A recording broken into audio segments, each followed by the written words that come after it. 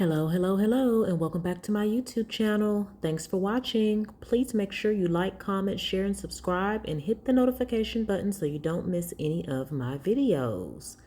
I'm still on a high from reaching 2,000 subscribers, so thank you guys that are subscribed and continue to watch the channel. I really do appreciate it. All right, so Phone Calls from Prison released some clips from July of 2023. And I wanted to focus on the first clip where Sonya and Nesto talk about his armed robbery case. I mentioned something in one of my videos, and some of you guys have been asking about it. You were asking or you were saying that you did not know that Ernesto had committed a crime with one of his baby mamas. And this is not a doxing. I am going to go out of my way to not give all of the detail regarding full names, but this person has a lot of different names, and you would really have to do some digging to find out where this person is, because like Nesto, they have a bunch of different names, a bunch of different addresses, a bunch of different phone numbers, a bunch of different quote unquote relatives. So they would be hard to find. But anyway, the baby mama was on the receiving and possession end of Nesto's violent crime. So we're going to listen to part of the call, and I'm going to revisit the intrinsic evidence document, Exhibit C, his armed robbery conviction. So first of all, thank you to Phone Calls from Prison for releasing these jail calls. If you are new to Nesto and Phone Calls from Prison, dropping those calls, make sure you subscribe to her channel. July 29, 2023, Sonya and Nesto talk about his charges. And at this time, Ernesto thinks that Sonya is Matlock. Nesto thinks Sonya is Matlock, so he's hanging on her every word. And she's making him feel like, he could be free any day, the way that she talks on this phone every day. At this point in time, basically none of his current charges are valid, and he's innocent of everything. She's trying to convince him and everybody else that his armed robbery situation does not prove he has a violent past, and that he could not possibly be threatening these alleged victims that are accusing him of, rape, SA, yada, yada, yada. So let's listen. Violence to me. Yeah. Listen, all that don't hold no goddamn water, because you about to be 60 in a very short time, and you don't have any type of violent history or violent conviction. So it don't even make sense to sit there and say. Hold on. I do have one, Becky. So he's telling her he has a violent history. The aggravated robbery or armed robbery? Yeah, it is violence. That's violence too, because you were armed, but that's not violence to say that you whooped somebody's ass. No, it ain't got nothing. She's supposed to determine whether or not something is violent or not. And his dumb butt is sitting up here, not knowing this stuff is going to be put out, saying, wait, I do have a violent past. I do have a violent conviction. Hold on, ma'am. Stop. I do have a violent conviction.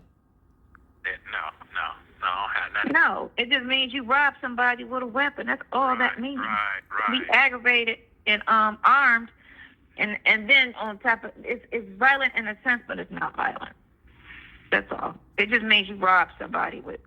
So you're trying to say just because he committed armed robbery, it doesn't mean he could ever possibly do anything else violent ever again in life.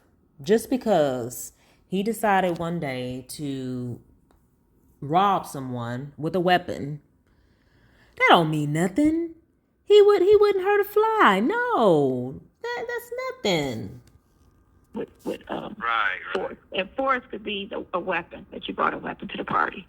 And that doesn't necessarily mean violence, because you could have had it, but you didn't use it. Now, if somebody was injured behind it, hospitalized or murdered, then you could say, yes, a violent offender. Yeah, you know what? 'Cause that's not on the 7 deadly sins. No, it's not. Talk about I can't even say it, y'all. I know we used to say it back in the day. We can't say it no more, so I just say Riri. Nesto is a Riri. I mean, look it up in the dictionary. His picture's right there. Hello. It's just not. I'm trying to tell you. What'd you say? I said I'm trying to tell you. Oh, yeah. Did you have a co-defendant in that one? No, I didn't. Oh, okay. No, I did not. So no. You didn't? Okay. You didn't have a co-defendant? I don't know what they call it, but if you committed the crime with other people, what do they call that? Oh, I mean, just because it was aggravated and you brought a weapon, I mean, you didn't use it. You could have used it, but you didn't use it. So in that case, it's a bluff. When a person actually uses the weapon, then they're a violent offender. Oh, Nesto couldn't possibly be violent because he committed a bluff crime, having a weapon and not using it. It was a bluff. But you could bring a weapon as a bluff. It could have been empty. You know what's ugly? Even if you bring a fake gun, they charge you with using a gun, and it could have been a rubber fucking gun. So. They do, because I saw a dude right here talking about he was just playing, and they were trying to with arm robbery. Yeah. I am quite sure he said he was just playing after he got caught. I'm sure he said he was just playing after he got caught. These two dummies. They charge you with a real gun. People don't know that, but that's true. And they should. It should be intimidation, but it damn sure shouldn't be what you would get when you Okay, so Sonya says it should not be aggravated, it should not be armed, it should not be threatening, it should not be considered violent. It should be what did she say? Intimidation? Okay.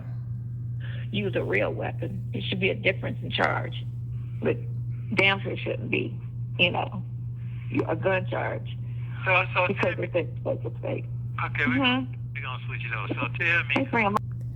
All right, so with this intrinsic evidence document, they are trying to use Nesto's past convictions and prison terms against him, basically, just to put it out there like that.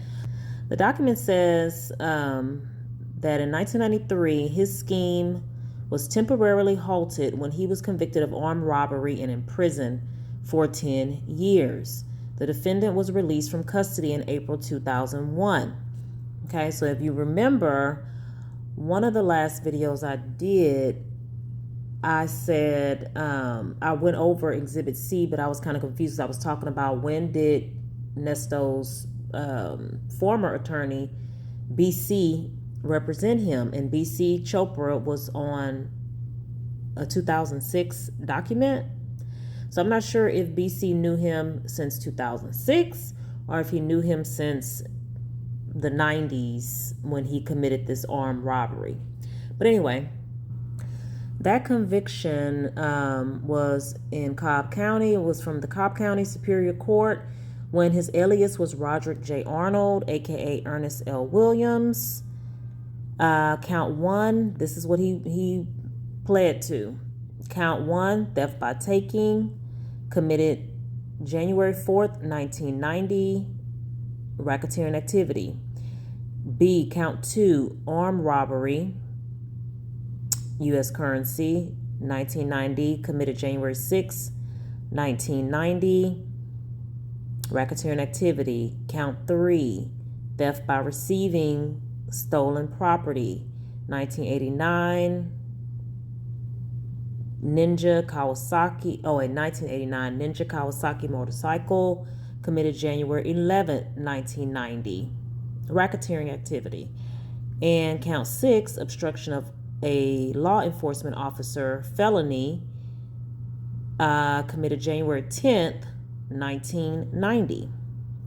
So, all right, so when you go to Exhibit C, which they said was the indictment and disposition or what have you, it says the state versus Roderick J. Arnold, aka Ernest L. Williams. This man and his aliases. His offenses were theft by taking, armed robbery. Number 2 says armed robbery. You know that That offense that Sonya says is not violent and wouldn't prove that he has a violent past.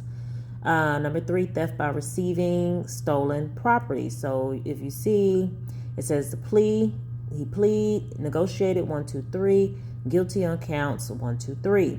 Felony sentence, 10 years to serve credits and released on time served. So that document said filed in office August 9, 2006. That's what it's, I don't know why it's filed, why it has that file date, because these were things that were done in 1990. I really wish somebody would tell me in the comments, like, why does it have file date 2006 and these things were done in 1990? Because here it says on the next page, number 4, possession. So it's continuing from the previous page. Number 4, count 4, possession of motor vehicle with altered identification numbers. Number 5, possession of firearm. Possession of firearm by convicted felon. So he negotiated count 6, according to this document. Felony sentence 5 years to serve credit and released on time served. Oh, I'm sorry, y'all. I'm not going down the line like I need to. Count 6 through 8, obstruction of officer. Okay. So he pled and negotiated and was guilty on count 6.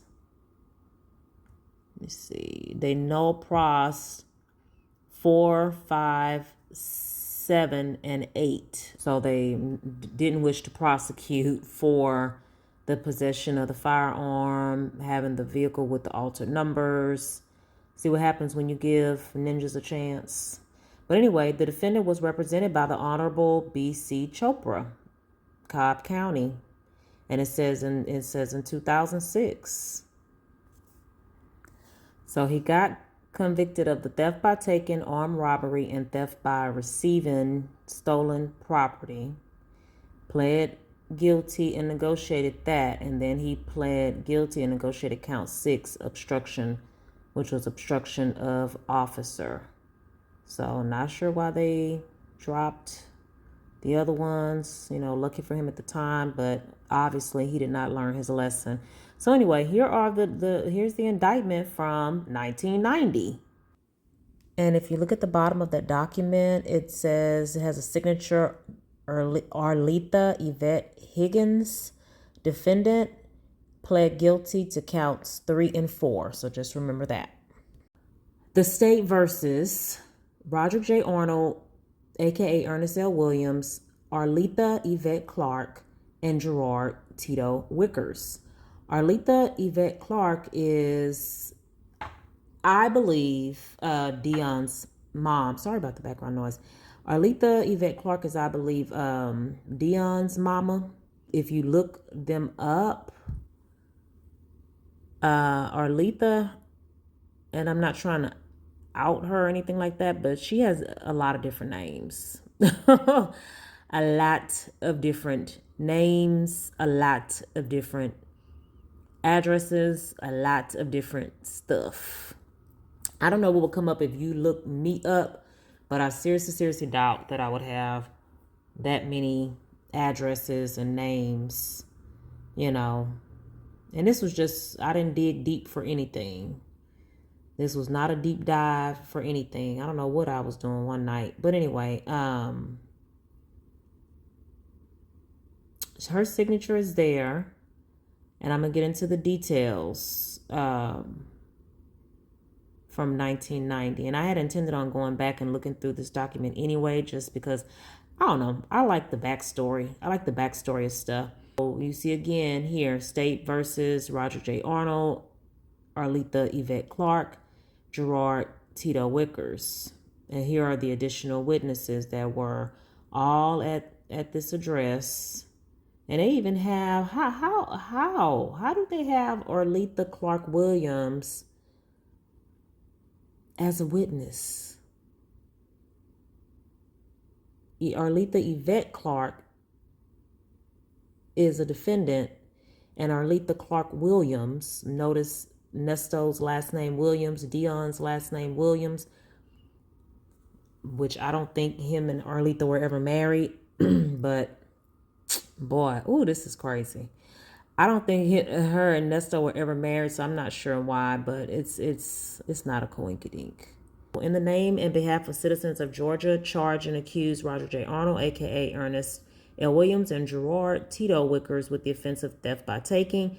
For that, the said accused in the county of Cobb and state of Georgia on the 4th day of January 1990 did unlawfully appropriate U.S. currency, the property of Singh Oil Company located at 351 Six Flags Drive with a value exceeding $500 with the intention of depriving said owner of said property, contrary to the laws of said state, the good order, peace, and dignity thereof. Okay, I'm guessing that was count one. So count two. The grand jurors aforesaid in the name and behalf of the citizens of Georgia further charge and accuse Roger J. Arnold, aka Ernest L. Williams, with the offense of armed robbery. For that, the said accused in the county of Cobb and state of Georgia on the 6th of January 1990 with the intent to commit theft, take property, to wit, U.S. currency, the property of Singh Oil Company located at 351 Six Flags Drive from the person and immediate presence of Wanda Davis by use of an offensive weapon and replica, article, and device having the appearance of such weapon, to wit, a pistol, contrary to the laws of said state, the good order, peace, and dignity thereof.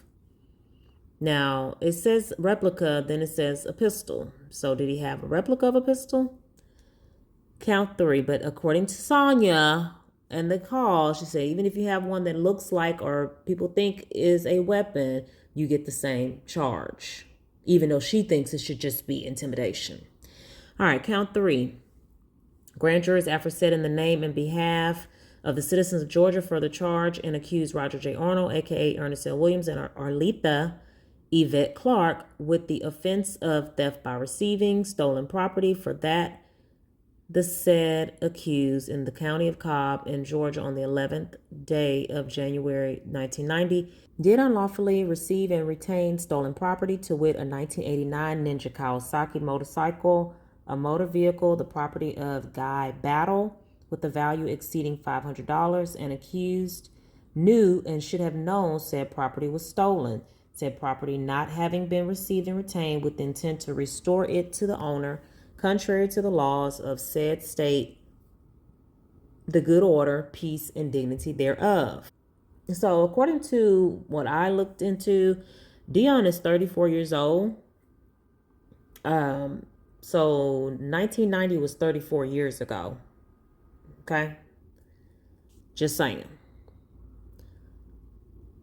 Dion and Arletha had an LLC, Cuts by Know-How, Knohow, Cuts by Know-How, that they established or started in 8/6/2020, and it was dissolved.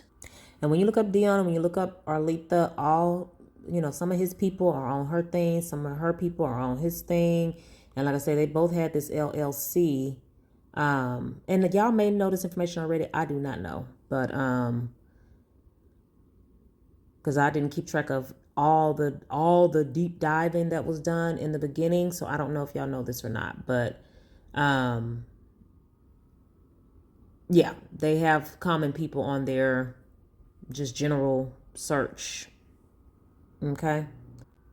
Count four. Just kind of paraphrase some of this stuff, not to just keep repeating the same stuff over and over again. But Roger J. Arnold, aka Ernest L. Williams, and Arletha Yvette Clark with the offense of possession of motor vehicle with altered identification numbers.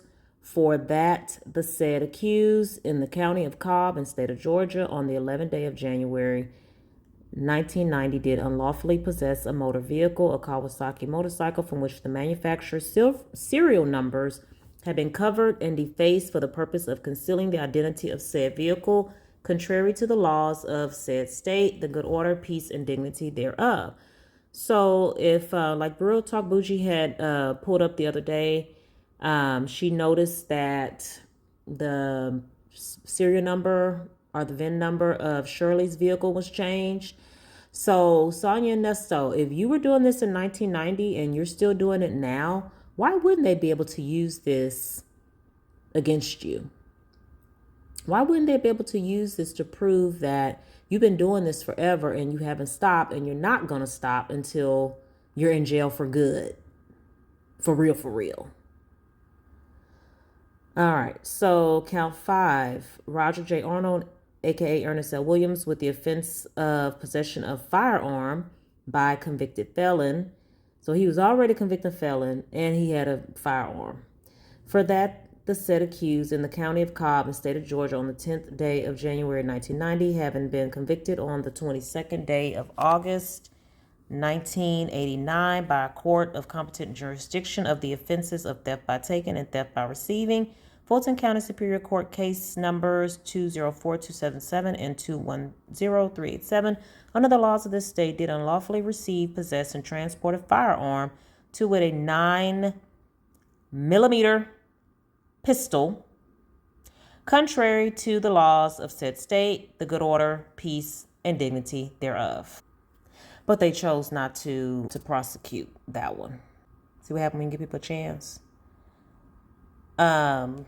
So count 6, 7, and 8 were the obstruction of justice. Let's see what he did, because he got held for count 6, but 7 and 8, I believe they dropped. Obstruction of officer, for that the said accused in the, I'm reading count 6, January 10th, 1990, did unlawfully, knowingly, and willfully resist and obstruct and oppose B.L. McIntyre, a law enforcement officer, in the lawful discharge of his official duties by offering and doing violence to the person of said officer. Doing what? What did he do? He was violent. Oh, okay. All right. Okay. Count 7. All right. Obstruction of officer, for that the said accused in the county of Cobb and state of Georgia on the 10th day of January 1990 did unlawfully, knowingly, and willfully resist and obstruct and oppose T.R. Alexander, a law enforcement officer, in the lawful discharge of his official duties by offering and doing violence to the person of said officer. He did what? Okay, I'm not going to do it again. Count 8. Let's see what else Roderick J. Arnold did. January 10, 1990, did unlawfully, knowingly, and willingly resist and obstruct and oppose S.F. Pope, a law enforcement officer, in the lawful discharge of his official duties by offering and doing violence to the person of said officer, contrary to the laws of said state, the good order, peace, and dignity thereof. So in summation, Nesto and his friend went and robbed Wanda Davis at 595 Six Flags Drive, which is now an apartment complex. I'm guessing it was then. And he brought the merchandise to Arleta. All right, so that's Exhibit C. So some of you were asking about Miss Arleta. And you may have heard Arleta on the phone call with Dion's mom. You may have heard Arleta and Dion have a conversation with Nesto, and it seems like on the phone, and Dion has said before that, you know, she supported Nesto, what have you. But I remember one time Dion saying that he had to cuss his mama out because she was saying some stuff negative about Ernesto. I think it may have been when the nasty charges came out, the SA stuff came out. But when she talked to Nesto on the phone, she was, you know, cool with him. They was laughing, joking. She act like she'd go out there and commit a crime with him again if he asked her to, you know. I don't know what their relationship is, but like I say, she was there during his armed robbery situation in 1990. And Treonte Williams, aka Dion, is 34 years old. So that's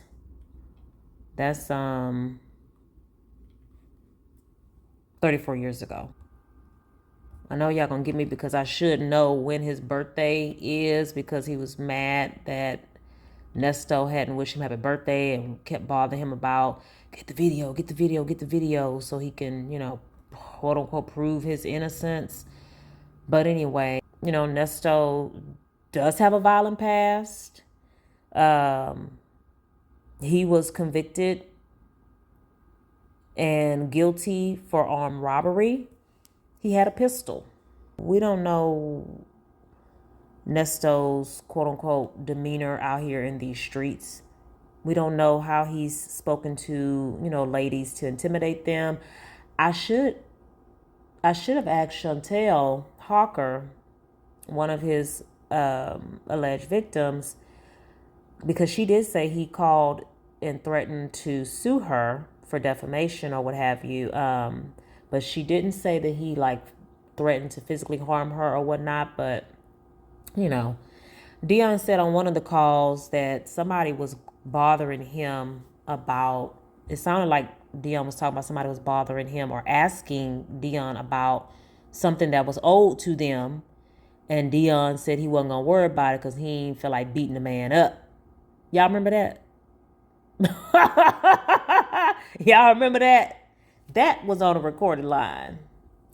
So anyway, I just wanted to bring this out because several of you had mentioned that you did not know that Dion's mama had committed a crime with Nesto in the past, and it's right here in the documents.